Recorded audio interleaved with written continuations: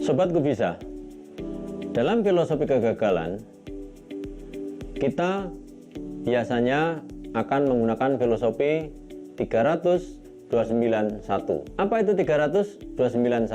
Yakni adalah ketika di pasaran kita ketemukan satu produk cacat atau produk gagal, maka sesungguhnya pada pabrik atau pada produksi akan terdeteksi 29 cacat. Dari 29 cacat tersebut, sesungguhnya masih ada cacat-cacat yang lain yang tidak terdeteksi, atau kurang lebih ada sekitar 300 cacat-cacat yang lain yang sesungguhnya tidak terdeteksi.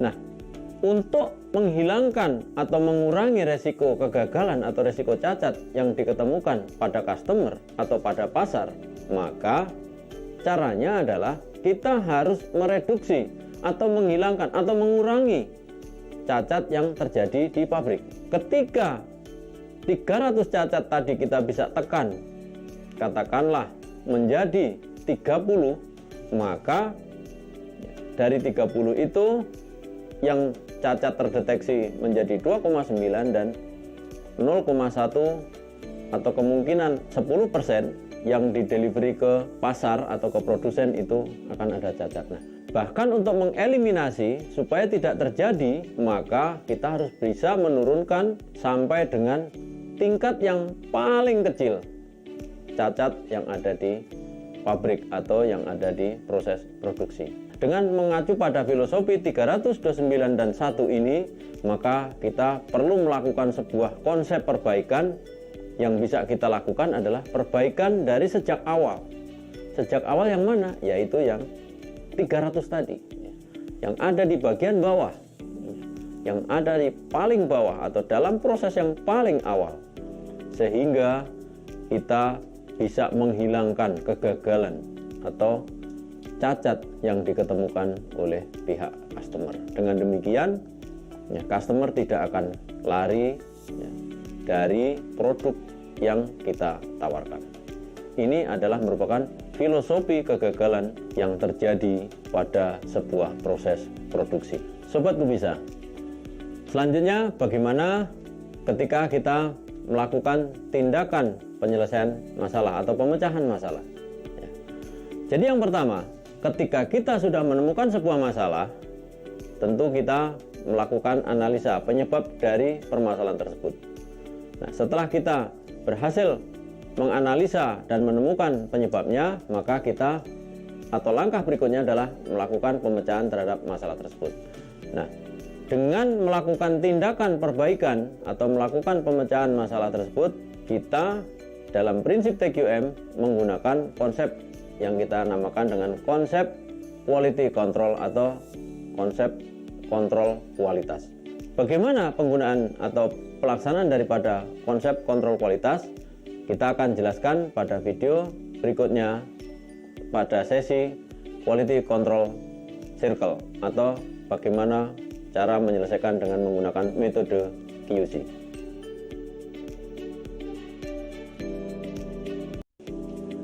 Pada video kali ini kita akan menjelaskan terkait dengan definisi dari QC atau kontrol kualitas.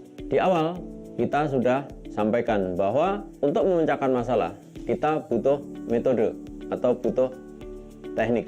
Nah, teknik penyelesaiannya adalah menggunakan QC atau quality control atau kontrol kualitas. Nah, apa sebenarnya yang dimaksud dengan quality control atau kontrol kualitas itu? Adalah sebuah aktivitas dalam rangka pengembangan pada saat produksi, kemudian pada saat perencanaan, pada saat produksi, kemudian pada saat penjualan, pengiriman, yang secara efektif dan efisien, maka itu dinamakan sebagai kontrol kualitas. Nah, apa saja yang perlu kita kontrol dari produk tersebut? Yang kita maksud produk tidak selamanya adalah dalam bentuk barang, tapi yang kita namakan produk bisa berupa barang, bisa berupa jasa, bahkan bisa kita katakan sebagai produk adalah teknologi. Ya. Kalau pada posisi saat ini di era industri 4.0, maka teknologi merupakan sebuah produk. Dalam menyediakan kebutuhan dari pelanggan yang berupa produk, ya, baik itu jasa, barang maupun teknologi, maka kita perlu melakukan kontrol kualitas melalui teknik QC atau quality control, sehingga proses produk sampai kepada customer atau pelanggan kita itu menjadi lebih efisien, lebih efektif, dengan biaya yang sesuai, dengan kualitas yang sesuai. Maka teknik QC sangat kita butuhkan dalam hal ini. Sobatku bisa, selanjutnya kita masuk pada konsep dari QC itu sendiri. Bagaimana konsep dasar dari QC? Ya. Ada dua hal yang perlu kita perhatikan dalam konsep dasar dari QC atau quality control. Yang pertama adalah fact finding atau menemukan fakta, di mana untuk bisa melaksanakan QC dengan baik, maka kita harus mampu menggali, menemukan fakta secara akurat, secara benar, dan secara tepat. Jadi fact finding atau menemukan fakta dalam bentuk data, dalam bentuk visual, dalam bentuk objek, ini harus benar-benar kita dapatkan secara baik dan lengkap, sehingga kita bisa melakukan proses QC itu sendiri. Ketika data atau fakta itu menjadi kurang, maka untuk pelaksanaan dari quality control itu sendiri akan mengalami hambatan.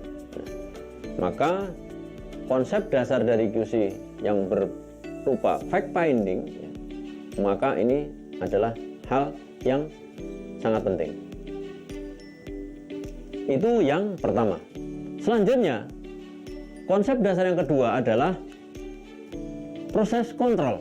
Di dalam teknik QC, proses kontrol ini sangat penting.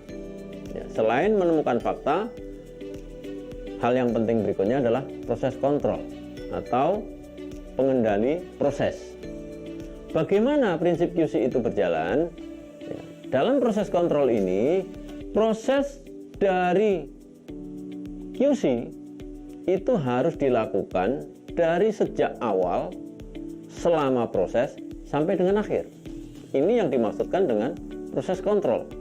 Sehingga ketika sejak awal, sejak perencanaan, sejak persiapan, ini kita sudah kawal melalui proses QC, maka ketika terjadi penyimpangan sekecil apapun, kita mampu mendeteksi, kemudian kita melakukan tindakan, melakukan perbaikan atau pengembalian kepada rencana atau kepada sasaran, sehingga tidak diketemukan di akhir proses. Kenapa? Karena kalau penyimpangan atau kesalahan itu diketemukan setelah proses, ini akan rugi besar. Kita akan banyak kehilangan, baik kehilangan waktu, ya, kemudian juga bisa jadi kemungkinan tidak bisa diperbaiki. Nah, ini merupakan sebuah kegagalan yang akhirnya menimbulkan sebuah kerugian. Nah, untuk itu sekali lagi dalam konsep dasar dari QC itu ada dua hal yang sangat penting, yang utama yang harus kita lakukan atau kita gunakan secara baik, secara sempurna. Yang pertama adalah menemukan fakta, dan yang kedua adalah proses kontrol. Demikian, sampai jumpa di video berikutnya.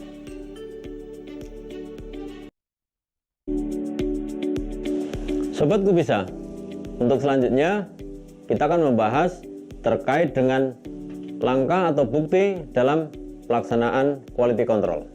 Di awal kita sudah tekankan bahwa konsep dasar dari QC itu ada dua. Yang pertama adalah menemukan fakta, kemudian yang berikutnya adalah proses kontrol, maka di sini sebagai bukti dalam hal menemukan fakta ada 7 yang perlu kita pahami.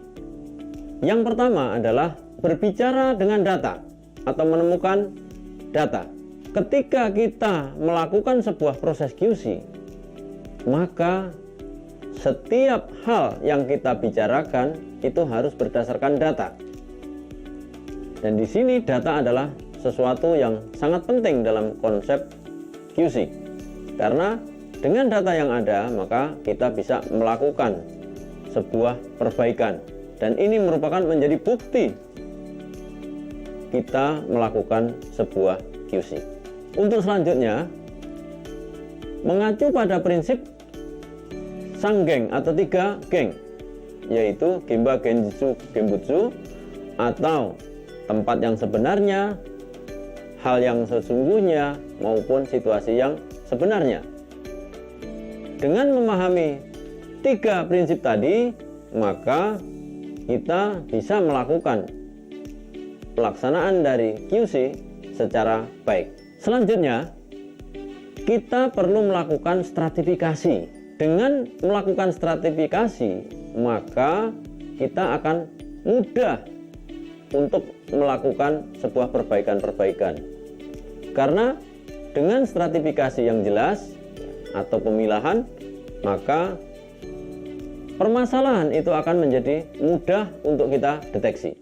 Konsep berikutnya atau bukti fakta berikutnya adalah kita harus bisa mengulangi pertanyaan mengapa sebanyak 5 kali.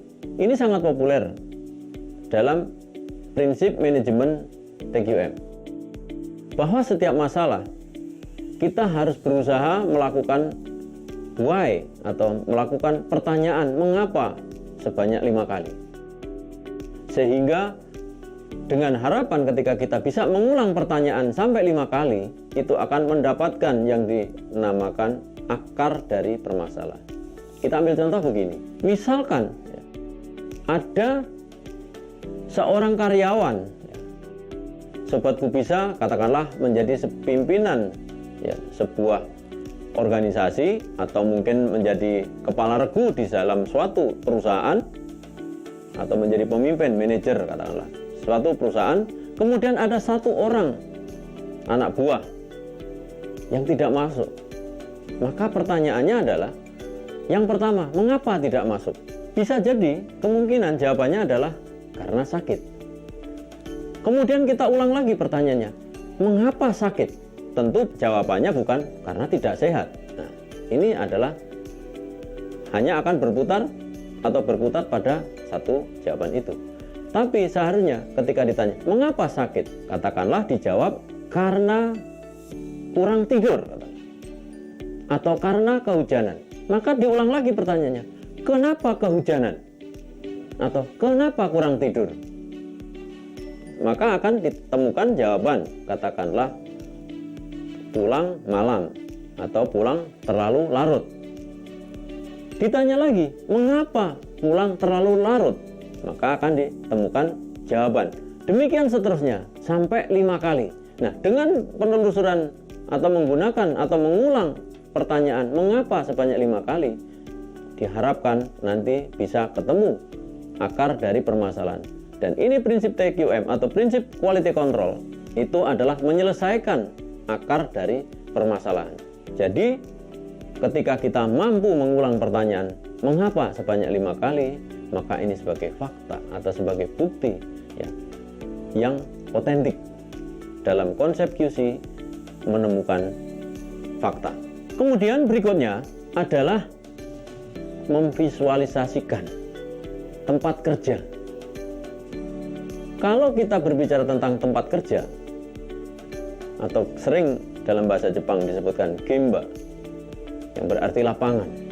Bukan berarti lapangan tanah rumput, tetapi yang dimaksud gemba adalah semua objek pekerjaan kita menjadi gemba atau tempat kerja.